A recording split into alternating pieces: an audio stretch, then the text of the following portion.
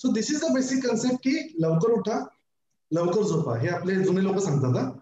लवकर उठा आणि लवकर झोपा. तो स्वस्त राहतो, तो डॉक्टरकडे कधीच जात नाही.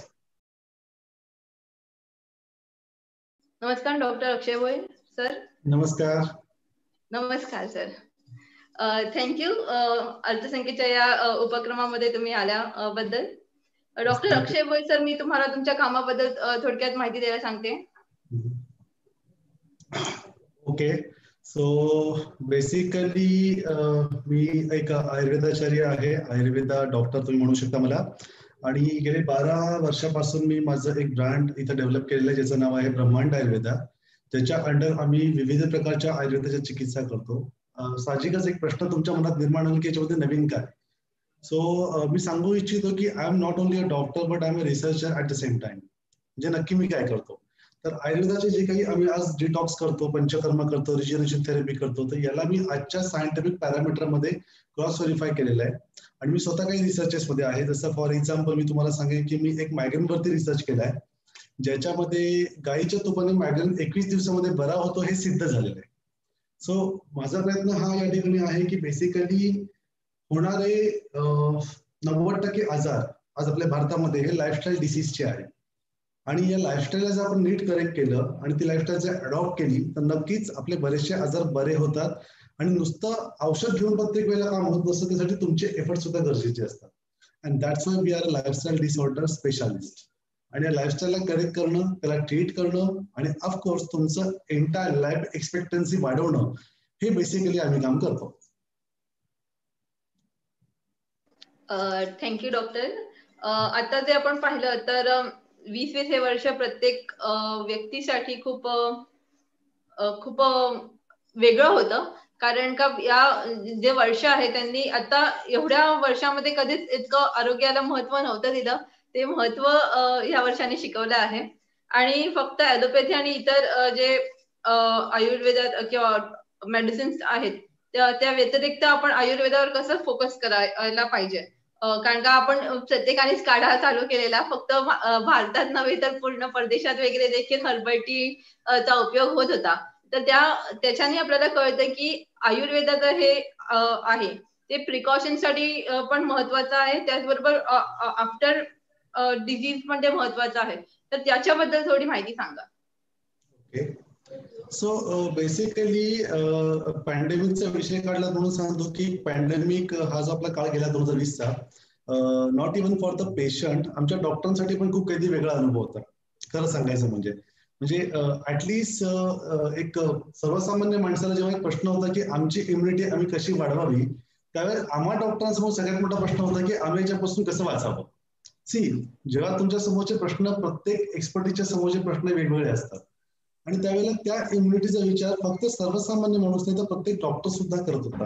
आणि मी तुम्हाला खरं सांगतो की असं नाही, त्यावेळेला पॅथी हा प्रकारच नव्हता. म्हणजे कोणताही डॉक्टर एकमेकाला कॉन्टॅक्ट करून तू वेगळं काय करतोयस, हे आमचे डिस्कशन होते. कारण की आमच्या सगळ्यांसमोर एकच प्रश्न होता, आम्हाला पेशंटला फेस करायचं होतं आणि तिथून आम्हाला इन्फेक्शन होण्याचे चान्सेस खूप जास्त होते, म्हणजे मॅक्झिमम चान्सेस तिथे होते.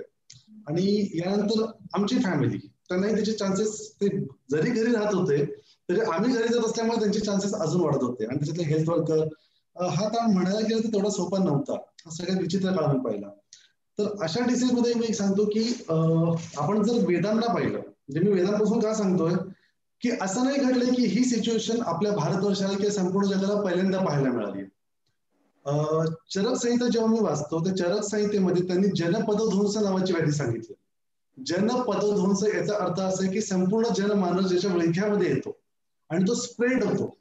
It is called as a infectious disease. जनपदध्वंस व्याधी हे त्या काळात सुद्धा प्रेझेंट होते आणि त्याचं त्यांनी खूप डिटेलमध्ये वर्णन केलंय. आणि त्यावेळेस त्यांनी सांगितले की याला स्प्रेड होण्याचे त्यांनी 3-4 क्रायटेरिया सांगितले. त्यांनी सांगितलं की हवेतून पसरू शकतो, हा पाण्यातून जाऊ शकतो, हा भूमीतून जाऊ शकतो आणि चौथं हा एकमेकाच्या स्पर्शाने जाऊ शकतो. राईट. आणि त्यांनी 5वं कारण सांगितलं ज्याला काहीच उत्तर नाही, ते म्हणजे काळ. तुमचा काळ वाईट असेल तर जाऊ शकतो. की त्यांनी त्या पॅन्डेमिक सिच्युएशन त्यावेळेस पाहिलेलं आणि त्या पॅन्डेमिक सिच्युएशन मध्ये त्यांनी इतर ठिकाणी असा उल्लेख केलेला आहे की अशा वेळेला जे व्याधीचे 2 प्रकार सांगितले होते. जस्ट फॉर एक नॉलेज आहे की पूर्वी काय घडत असेल आणि आज काय घडत आहे. तर याचे दोन प्रकार होते. एक प्रकार असा होता, त्यांनी त्याला म्हटलं की एक व्याधी असा असतो की ज्याच्यामध्ये बॉडीचे एलिमेंट्स बिघडतात आणि मग आपल्याला डिसीज होतो. याला म्हणतात इंटरनली फिजिओलॉजिकल डिफेक्ट झाल्यामुळे होणारे डिसीज. आणि दुसरा व्याधीचा टाईप असतो ज्याच्यामध्ये तुम्हाला बाहेरच्या कारणांमुळे शरीरातले एलिमेंट बिघडतात. That is called as a infectious disease. त्याला आजच्या मॉडर्न सायन्सने दोन टाईप म्हणजे त्यांनी दोन प्रकारात त्याला मोडलेले. एक त्याला म्हटले lifestyle disease, that is a त्याला आपण असं म्हणतो की नॉन इन्फेक्शियस डिसीज, राईट. आणि दुसरं म्हटले इन्फेक्शियस डिसीज. तर इन्फेक्शियस डिसीज म्हणजे ज्याला बोलतो त्यावेळेस त्यांनी मेन्शन करून ठेवलंय. बिलीव्ह मी, त्यावेळेस त्यांनी विविध प्रकारचे जे काही जीवाणू त्यांचं वर्णन केलेलं आहे. तर त्यांनी स्पष्ट म्हटले की ते तुमच्या नेकेड आईजनी म्हणजे उघड्या डोळ्याला ते दिसत नाहीत. आणि त्यांची रचना वर्णन केली. त्याला किती पाय असतात, त्यांचे डोकं कसं आहे, त्याचा रंग कसा आहे, तो कुठे पसरतो, तो कुठल्या भागामध्ये पोहोचतो, म्हणजे त्याला श्लेष्मा, मांस, अस्थितत्व अशी नावं दिली आहेत, ज्याला आज मी सलागा वगैरे जे म्हणतो. याच्यातून तो स्प्रेड होऊन बॉडीमध्ये ब्लडमध्ये जातो आणि मग त्या ठिकाणी इन्फेक्शन क्रिएट करून त्या ठिकाणी ज्वर निर्माण करतो, म्हणजे त्या ठिकाणी फ्युअर क्रिएट करतो.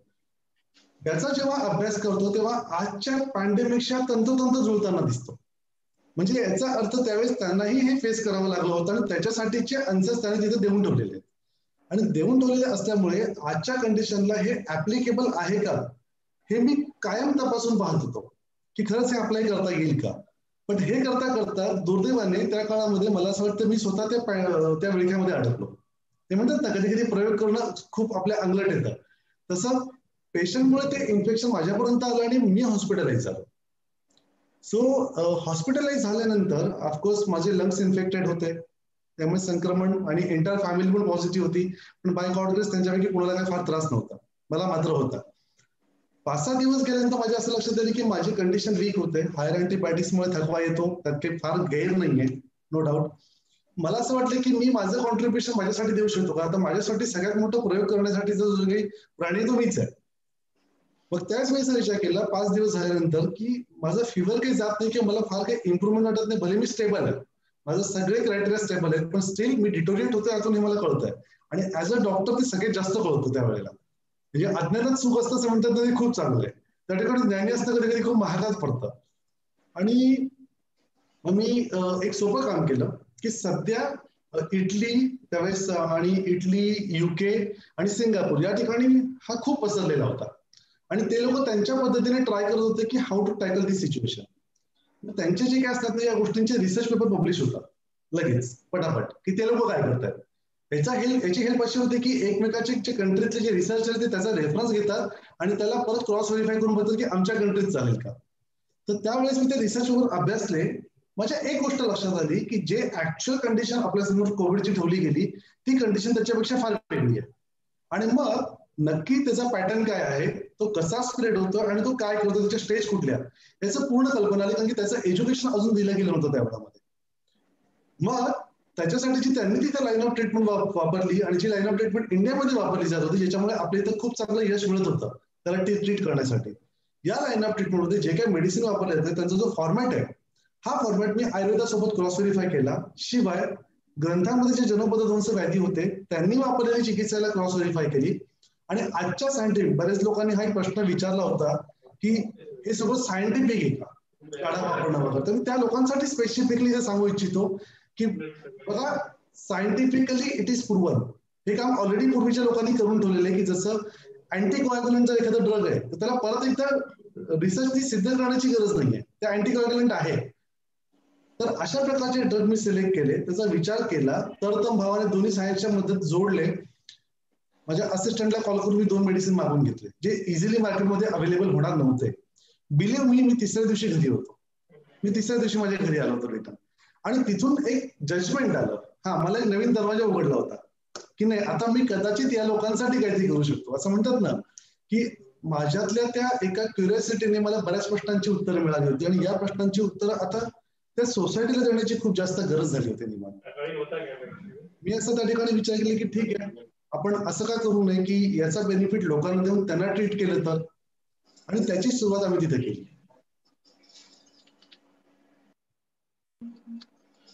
थँक्यू डॉक्टर, तुम्ही इतकी चांगली माहिती दिल्याबद्दल. पुढचा माझा प्रश्न असा असेल की 2021 मध्ये आपण आरोग्याची काळजी कशी घ्यायला पाहिजे. ओके, मी त्याच्यामध्ये असं सांगेन की it is not only about 2021, it is about entire life, right. एक सोपं याचं गणित असतं की हे जे युनिव्हर्स आहे ना, ही एक सिस्टीम आहे. आज आपण ऑफिसमध्ये जातो, एक जॉब प्रोफाईल असतं, तुम्हाला एंटर करण्याचा टायमिंग दिलेला आहे. आपण धडपड करत लोकलने प्रवास करत तिथे पोहोचतो आणि मग त्या टाइमला जॉईन होतो. आपल्या त्या मधल्या पिरियडमध्ये आपण जेवण करतो, ऑफिस सुटल्यावरच आपण निघतो, बसची आपण वाट बघतो, मग त्याच्यात चढतो. आपण एक सिस्टीम फॉलो करतो जेणेकरून आपण त्या सिस्टीमचा एक भाग बनतो. पण जर समजा आपल्यापैकी सगळ्यांनी सिस्टीम फॉलो न करण्याचं ठरवलं तर काय होईल? सगळा चक्का जाम होऊन जाईल, सगळे ट्रॅफिकला कोणीच कुठे पोहोचणार नाही. या युनिव्हर्सचं पण तेच आहे की आपला सगळ्यात मोठा प्रॉब्लेम काय आहे, तुम्ही जर एक नीट प्रॅक्टिकली बघितलं असेल तर इंडियाची जी पॉप्युलेशन आहे आणि इकडचे जे अफेक्टेड लोक आहे याचे जे पर्सेंटेज पकडले तर इंडियात तेवढी लोक पर्सेंटेज वाईज अफेक्टेड नाही आहेत आणि त्यांचा रिकव्हरी रेट हा सगळ्यात जास्त इंडियामध्ये जर प्रॅक्टिकली बघितलं तर. हे का घडलं? कारण की इकडच्या लोकांचं नेचरला जे एक्सपोजर आहे ते युरोपियन कंट्रीपेक्षा खूप जास्त चांगलं आहे आणि त्यांचं कुठलीही गोष्ट सहन करण्याची क्षमता, सहनशक्ती ज्याला म्हणतात ती सगळ्यात जास्त चांगली आहे. धडपड आहे आपल्याकडचे लोक आणि ते धडपडा जो स्वभाव आहे ना हा यावेळेस कामी आला. त्यामुळे तुमची इम्युनिटी हाय आहे हे लक्षात आलं. म्हणजे इम्युनिटी म्हणजे नक्की काय करायचं खूप मोठा क्वेश्चन आहे. देर आर टू टाईप, एक परमनंट इम्युनिटी असते आणि एक टेम्पररी असते. परमनंट इम्युनिटी ही आपल्या बोन मॅरोशी रिलेटेड असते आणि टेम्पररी जी असते ती आपल्याला अडॉप्ट करायची असते. जसं आता आपण हे वॅक्सिन घेतोय हा त्याच्यातला एक भाग आहे. आता तुम्हाला बेसिकली काय करायचंय, सगळ्यात पहिले नेचरने जी सिस्टीम दिलेली आहे सिस्टीमला फॉलो करा. म्हणजे काय करायचं, सगळ्यात पहिले जेव्हा सूर्य उगवतो त्यावेळेला उठा आणि पहिले बाहेर निघा घरातून. पूर्वीचे लोक हे सकाळी पहाटे बाहेर निघायचे आणि म्हणून त्यांचं आयुष्य 100 वर्ष होतं. जे फार, मी 100 वर्ष मागे नाही जात, 50 वर्षापूर्वीची गोष्ट आहे. माझे आजी आजोबा वगैरे यांचं आयुष्य 100 वर्ष होतं. पण आता त्यांची जी पुढची पिढी आहे म्हणजे माझे वडीलधारे यांचं आयुष्य 70 ते 80 वर्षाचं आहे आणि माझी जी जनरेशन आहे यांचं आयुष्य 60 वर्षापर्यंत झालं. बघा हे खूप काही सांगून जात आहे. म्हणजे याचा अर्थ काय की लाईफ एक्सपेक्टन्सी जी आज WHO म्हणतो की आपली लाईफ एक्सपेक्टन्सी ही 60 to 67 आहे. ती आता वाढली 7 वर्षांनी, ती 59 पर्यंत खाली आली होती मधल्या काळामध्ये. ही इंडियाची गोष्ट आहे फक्त. तर याच्यामध्ये लाईफ एक्सपेक्टन्सी का कमी झाली? लाईफस्टाईल चेंज केल्यामुळे. आपण सकाळी उठून जर सनला, याला आयुर्वेदाने याला दिनचर्या असं म्हटलेलं आहे आणि त्याने म्हटलं की ब्राह्मण मुहूर्तावर उठायचंय आणि जाऊन तुम्हाला त्या ठिकाणी सूर्याला वंदन करायचंय आणि मग तुम्हाला रुटीन सुरू करायचंय. मॉडर्न सायन्स याला कम्पेअर करताना, प्रूव्ह करताना असं म्हणतं की तुम्ही सकाळी उठायचंय, सकाळी उठल्यानंतर तुमच्या डोळ्यांवरती रेटिना जो आपला आहे याच्यावरती सनलाईट पडतात. त्या रेटिनावर सनलाईट पडल्यानंतर इथं रॉड आणि कोन्स असे 2 सेल असतात जे कॉन्ट्रॅक्शन आणि रिलॅक्सेशन असं काम करतात आपल्याला बघण्यासाठी, फोकस सेट करतात लांबची जवळची वस्तू बघण्यासाठी. हा रेटिना काय करतो, हा याला ऍब्झॉर्ब करतो आणि तिथे एक पॉइंट आहे, या पॉइंट मधून तो पास होऊन तो आपल्या पिनियल ग्लँडला ऍक्टिव्हेट करतो.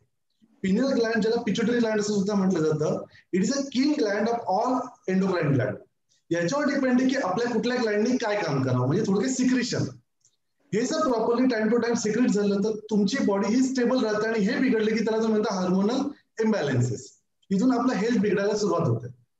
जो मनुष्य पहाटे उठतो त्याला त्या प्रकारची मायक्रोलाइट मिळते आणि त्या प्रकारे त्याचं माइंड ऍक्टिव्हेट होतो. याला बायोलॉजिकल क्लॉक असं म्हटलेलं आहे. बायोलॉजिकल क्लॉक याचा अर्थ असा आहे की फॉर एक्झाम्पल आपल्याला 12 वाजता बरोबर भूक लागणं आणि रात्री 10 वाजायची झोपेची वेळ असते की 9:30ला डोळे बंद व्हायला सुरुवात होतात.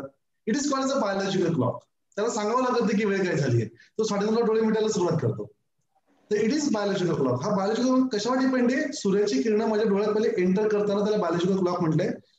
आता जे लोक उशिरा उठतात त्यांचं काय होत असेल बघा. समजा 9 वाजता एखादा व्यक्ती उठते झोपेतून, तर त्याच्यामध्ये सूर्याची किरण तर डोळ्यात जाणार पण ती हाय फ्रिक्वेन्सी आहे.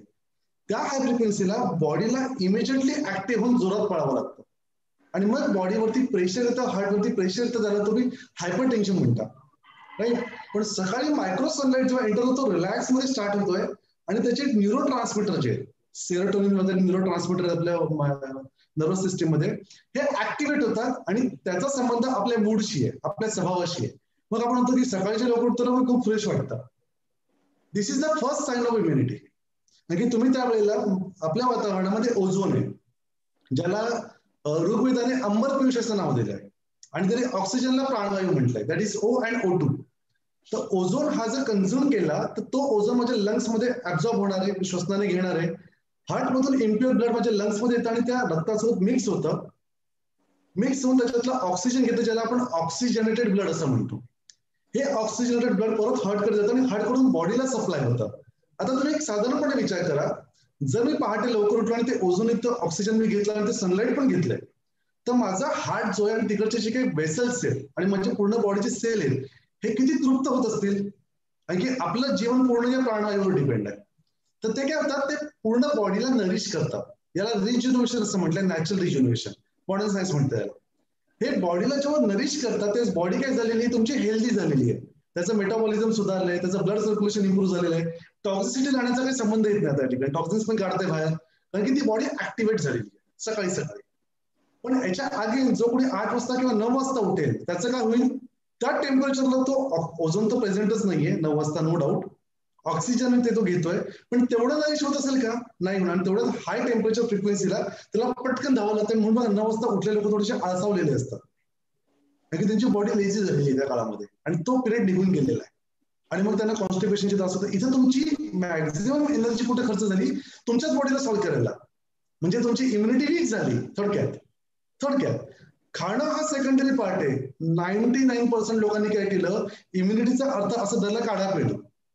मी म्हणतो नाही, इम्युनिटीचा खरा अर्थ लाईफस्टाईल अडॉप्ट करणं. याच्यातले काही लोकांनी रात्री जागरण केलं. आता ज्यांनी जागरण केलं त्यांनी कार्बन डायऑक्साईड कन्झ्युम केलं. अच्छा, कार्बन कन्झ्युम करताय, ऑक्सिजन खूपच लेस आहे, नाहीच्या बरोबर आहे. आता विचार करा, जे ऑक्सिजनेटेड ब्लड हार्टला मिळत नाहीये आणि बॉडी तर डिमांड करते ऑक्सिजन युक्त ब्लडची, आणि मी काय करतोय, कार्बन देतोय, त्या कंडिशनमध्ये हार्टला जोर पळावं लागतं, पंपिंग करावं लागतं. पण पंपिंग करून पण त्याला ऑक्सिजनेटेड ब्लड मिळते का, नाही मिळत आहे. मग अशा कंडिशनमध्ये तिकडचे वेसल्स हार्ड होतात, ज्याला आर्टरीस्क्लेरोसिस असं म्हणतात, हार्डनेस येतो, आणि मग इथून हृदयाचे आजार सुरू होतात. हे ब्लड जिथं जिथं सप्लाय होईल त्या ठिकाणी व्याधी निर्माण करतं का, म्हणजे त्याला ऑक्सिजन मिळतच नाही. मग त्याने जाऊन इन्सुलिनची कमतरता निर्माण करतो. तुम्ही म्हणता की मला डायबिटीस झाला, मग थायरॉइडचे इथे जवळच आहे ना, तुम्हाला हायपरथायरॉइड झाला की हायपोथायरॉइड झाला, हे इथून सुरू झालं. मग जेव्हा माझी 100% एनर्जी मोबाईलच्या बॅटरी सारखं आहे, 100% आहे, आणि मी 4 ऍप्लिकेशन टाकून दिले, हायपरटेन्शन, हायपरथायरॉइडिझम, डायबिटीस मेलायटिस, 30%, 40% बॅटरी त्याच्यातच संपली आणि त्या उशिरा उठतोय. आपल्याला मिळणाऱ्या एंटायर एनर्जीपैकी 60% एनर्जी ही सनलाईट आणि ऑक्सिजन पासून मिळते. Can you believe? आणि आपण फक्त आहारावर डिपेंड होतो आणि उशिरा उठतो. 40% शिल्लक राहिलं, त्याच्यातले 20% आजारांसाठी गेली, उरले 20%. याला म्हणतात सुपर सेव्हर मोड, पॉवर सेव्हर मोड मोबाईलचं. या पॉवर सेव्हर मोड आपली बॉडी काम करते आणि बॉडी डिटोरिएट होत जाते. याला म्हणतात लॅक ऑफ इम्युनिटी ऍक्च्युअली, आणि इथून व्याधींची सुरुवात होते. जेवढं शरीर व्याधीयुक्त तेवढं तुमचं शरीर पुढे जाऊन काय होणार, व्याधींना लवकर एक्सपोज होणार, राईट. त्यामुळे सगळ्यात पहिले लोकांनी करायचं की इम्युन व्हायचंय ना, ऋग्वेदाने सुंदर सांगितलंय. मला त्यातली एक गोष्ट खूप चांगली आठवते. जगात कुठलाही नवीन जीव जर जन्माला यायचा असेल, क्रिएटिव्हिटी, तर सनलाईट, मायक्रो सनलाईट सांगितलं ऍक्च्युली, पहाटेचं पाणी आणि बीज हे 3 उत्तम असायचं स्पष्ट म्हटलेलं आहे. आता तुम्हीच विचार करा, मला थॉट सुद्धा क्रिएटिव्ह असायला सकाळचं सनलाईट पाहिजे, माझ्या सेल स्ट्रक्चरला रिजनरेट होण्यासाठी सनलाईट पाहिजे, आणि ते जर नाही घेतलं तर जगातलं कुठलंही औषध घ्या ते काय करून घेणार आहे, त्यालाही मेटाबॉलाइज व्हावं लागतं, कधीच विसरू नका, right. So this is the basic concept की लवकर उठा, लवकर झोपा. हे आपले जुने लोक सांगतात, लवकर उठा आणि लवकर झोपा. तो स्वस्त राहतो, तो डॉक्टरकडे कधीच जात नाही. आणि एक अनुभव म्हणून सांगतो की 99% लोक फॉलो नाही करतात. व्याधीपुरतं 2 महिने फॉलो करतात, बरं वाटलं की परत येते, माझ्या मागे कंडिशन असते, आणि मग आपण कुठल्या तरी काढ्यावर डिपेंड राहतो, राईट आहे. त्याच्यावर डिपेंड राहण्यापेक्षा का ना आपण निसर्गावर थोडासा डिपेंड राहून काढ्याची कदाचित गरज नाही पडणार. हे सर मॅडम. थँक्यू डॉक्टर, तुम्ही इतकी चांगली माहिती दिल्याबद्दल. एकदम थोडक्यात लवकर उठा, लवकर झोपा, एकदम सिंपल लाईन मध्ये तुम्ही आरोग्याबद्दल सांगितलं. एक शेवटचा प्रश्न घेते की उद्योजक जेव्हा आपण काम करतो, कारण का हा उद्योजकतेचा प्लॅटफॉर्म आहे, तर उद्योजकांकडे रिस्पॉन्सिबिलिटीज जास्त असतात आणि त्याच्यात स्ट्रेस आणि धावपळ जास्त होते. तर काही असे टिप्स सांगाल की त्यांचं आरोग्य चांगलं राहण्यासाठी? हो, ते सगळ्यात मोठे मी आता मुंबई शहरात प्रॅक्टिस करतो, ठाण्यामध्ये, मला एक माहिती आहे, मी आजपर्यंत एकही व्यक्ती असं नाही बघितलं ज्याला स्ट्रेस नाहीये, तो मुंबईकर असू शकत नाही असं म्हणतात त्याला. तर मग याचं सोल्युशन नेहमी विचारच होतं. तर मी सांगतो बघा, जर माझ्याकडे औषध असतं तर कदाचित माझ्याकडे बोलायला वेळ नसता, एवढा ऑक्युपाईड असतो. याला सिंपल सोल्युशन सी बघा, काही गोष्टी आहेत ना, डॉक्टर म्हणून आम्ही टिप्स देऊ शकतो, मेडिसिन देऊ शकतो, आम्ही थेरपी देऊ शकतो, पण शेवटी परफॉर्मन्स कोणाला करायचंय? त्या पर्टिक्युलर इंडिव्हिज्युअलला. त्या इंडिव्हिज्युअलनी काही गोष्टी आत्मसात कराव्यात. जसं मी एक लॅपटॉपचं सुंदर उदाहरण तुम्हाला देईन. आपण सगळे लॅपटॉप वापरतोय. लॅपटॉपमध्ये एक त्याला रॅम आहे, रॅन्डम ऍक्सेस मेमरी, म्हणजे त्याची काम करण्याची कॅपॅसिटी, राईट? जर मी 50 प्रोग्राम ओपन केले तर तो हँग होईल. या कंडिशनला स्ट्रेस असं म्हणतात. त्याला टेन्शन नाव नाही देत, स्ट्रेस म्हणतोय, की at a multiple activity at a time. आपण मिस्टेक काय करतो, शास्त्र असं म्हणतं की सकाळी उठल्यानंतर तुमचं ब्रश वगैरे केल्यानंतर थोडं 5 मिनिटं चिंतन करावं. त्याला ईश्वर प्रणिधान असा शब्द दिलेला आहे. ईश्वर प्रणिधान म्हणजे त्या ठिकाणी ईश्वराचं नाव घ्या की तुम्ही शांत बसून राहा 5 मिनिटं. आजची जनरेशन हे सोडून बाकी सगळं करते, उघड्या डोळ्यांनी विचार करते पण बंद डोळ्यांनी विचार नाही करत. It's a practical fact. आपल्याला या ठिकाणी काय केलं पाहिजे, तुम्हाला याला आचार्य चरकांनी सुंदर कोट केलेलं आहे, चिंत्य विचार्य मुह्य ध्येय संकल्पमेव चैती. थोडक्यात अर्थ कॉम्प्लिकेटेड नाही करत, फार घाबरून जाऊ नका. त्यांनी म्हटलं की मनाचे जे फंक्शन्स आहे, इट चिंतन, thought process with the close eyes, विचार्य, thought process with the open eyes, मुह्य, calculation from each and every angle and aspect, ध्येय, फिक्स युअर मोटो और टार्गेट अकॉर्डिंगली, अँड संकल्प, achieve your target with this 4 option, with option A, B, C and D. म्हणजे त्याने successful कसं व्हायचा मंत्र दिलाय ऍक्च्युअली बघायला गेलं तर. बेस काय सांगितलं होतं? चिंतन, thought process with the close eyes, ते सोडून बाकी सगळं आपण करतो. म्हणजे ज्याचा पाया कच्चा आहे त्याची बिल्डिंग कोसळणार, हा डोलारा कोसळतो. मग आपल्याला काय करायचंय, फक्त रोजचे 5 मिनिटं डोळे बंद करून शांत बसायचं. In what ever condition you like. जेवणाच्या आधी नंतर असा कुठलाच नियम नाहीये. सकाळी दुपारी अगदी आसनात बसा कुठलाच नियम नाही. माझ्यासारखं चेअरमध्ये बसून निवांत करू शकता, झोपून करू शकता. फक्त तुम्हाला एक करायचं की डोळे बंद करायचे. डोळे बंद केले की काय होणार आहे, थॉट प्रोसेस स्टार्ट होणार आहे. हे ते 50 प्रोग्रामचे ओपन असतात ना दिवसभरातले, त्यातला एक प्रोग्राम आहे हा.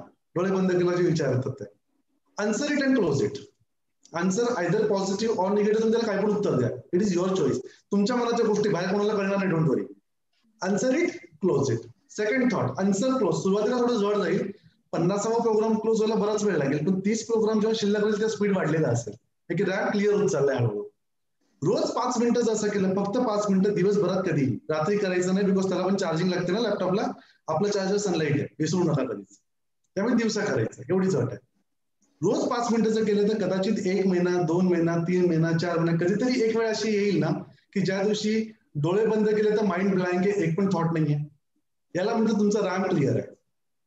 आता ज्या व्यक्तीचा रॅम्प क्लिअर, त्याचा स्पीड कसा असेल, एकदम फास्ट.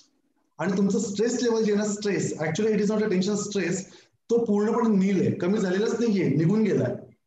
आता जर टेन्शन जरी आलं, म्हणजे होतात ना त्याच्यामध्ये व्हायरस सारखं एखादं सॉफ्टवेअर आलं, तरी त्याचा रॅम क्लिअर होतो, त्याच्यावर पटकन टॅकल करेल. त्याला तर प्रेशर नाही येणार, का रॅम क्लिअर आहे, रॅम आता ऑक्युपाईड नाहीये. आणि सगळ्यात महत्वाची गोष्ट याच्यामध्ये काय माहिती का, माइंड जर ब्लँक झालं ना, तर तुम्ही कुठल्याही गोष्टीला पटकन प्रोसेस करू शकाल आणि तुमची इम्युनिटीचा प्रश्न राहत नाही. तुम्ही हँग असल्यामुळे जर माझ्यामध्ये एखादा व्हायरस एंटर करतोय तर त्याच्यासाठी लढायला मला खूप वेळ लागेल, मला ते कळता कळताच 12 तास निघून जातील. की रॅम ऑक्युपाईड होता ना, सिस्टीम स्लो झाली आहे. पण रॅम जेव्हा माझा पूर्णपणे क्लिअर आहे, त्यावेळेला जर एखादा इन्फेक्शन झालं, पटकन अटॅक, क्लोज, राईट. याचा संबंध डायरेक्ट तुमच्या हेल्थशी, इम्युनिटीशी सुद्धा आहे. आणि म्हणून रोज चिंतन करा 5 मिनिटं. ती जी ब्लँक स्टेज येते ना, या ब्लँक स्टेजला मेडिटेशन असं म्हणतात. मेडिटेशन हा शब्द का वापरला, ध्यान म्हणाला असतो, कदाचित लोकांना कळत नाही. याला मेडिटेशन म्हणतात. लोक मेडिटेशन मध्ये खूप मोठी मिस्टेक करतात. ते कुठल्या तरी गोष्टीवर कॉन्सन्ट्रेट करण्याचा प्रयत्न करतात, XYZ वस्तूवर, नाकावर, डोळ्यांवर, देवावर. You are doing concentration, mind blank आहेच कुठं, मग त्याला मेडिटेशन म्हणायचं कसं? म्हणजे असं झालं 50 प्रोग्राम ओपन होते आणि 51 मी इन्स्टॉल केलं, आणखी हँग करून टाकलं, अच्छा मेडिटेशन ब्लँक ब्लँक नाही, हँग झालंय अजून ते, राईट. तर या प्रकारचं चिंतन केलं, इट्स अ सिम्पल टिप्स. बघा काही करायचं नाही, मी तुम्हाला एकही गोष्ट सांगितली नाही की हे खा. मला माहिती तुम्ही गुगल केलं नाही, तुम्हाला सगळं मिळते, माझी गरजच नाहीये खरं. पण मी तुम्हाला आज ते सांगितलं जे गुगल केल्यावर मिळणार नाही, राईट. सो या पद्धतीने केलं तर आय डोंट थिंक की तुम्हाला कुठल्याही प्रकारचं प्रेशर आणि आलं ना तरी तुम्ही त्याला टॅकल करण्याची क्षमता ठेवाल, ते जास्त इम्पॉर्टंट आहे. That's it. Thank you sir. इतकी सोप्या पद्धतीने तुम्ही आम्हाला इतकं खूप मौल्यवान मार्गदर्शन केलं. आणि आपण उद्योजकांचे इंटरव्ह्यू घेतो सकाळपासून, पण उद्योजकतेबरोबर हेल्थ पण खूप इम्पॉर्टंट आहे, म्हणून आम्ही तुम्हाला आमंत्रित केलं. Thank you once again. तर आपण आपल्या पुढच्या सत्रांकडे. Thank you sir.